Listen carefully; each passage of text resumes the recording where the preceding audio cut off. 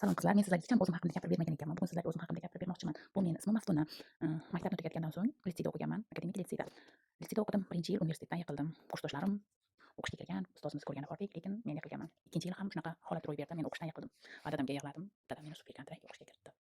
Dadamdan dadamga o'sha qilgani uchun ming rahmat aytaman. Keyin hayot yo'lim shunaqa davom etdi. O'qishda o'qiyotgan vaqtimda, universitetda o'qiyotganimda karantin bo'ldi. Karantin sababli uyda bo'ldik.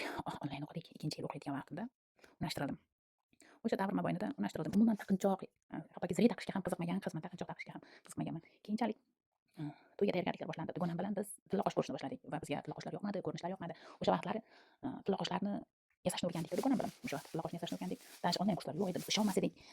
Bozorlarda ham deyarli yo'q hisobda edi. Keyinchalik esa ikkalamiz birga osnovlarni, narsalarni har xil joylardan topib keldikda yasashni boshladik. Bu mening bu yerda mening ilk ishlarim ham bor. To'yimda o'sha narsalarni o'zim yasab, o'zim taqqanman. O'zim yasagan narsalarni taqqanman va menga bu juda ham yoqqan.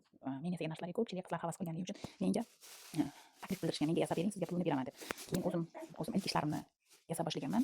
Keyinchalik master klasslarda ham o'qidim. Masterlar, mana shu sohaning masterlari bo'lgan. Eng yaxshi masterlarda ham o'qidim. Eng yaxshi masterlarda ham o'qidim. Bu yerda mening eng birinchi qilgan, hech kimdan o'rganmasdan qilgan ishlarim.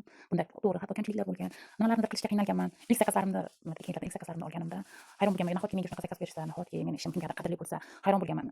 Keyin esa o'sha ishga qo'rqmasdan kirib keldim va juda ham ko'p zakazlar chiqardim. Qolgan narsalarim, qolgan gaplarim keyingi videolarda, keyingi reelslarda qo'yib boraman.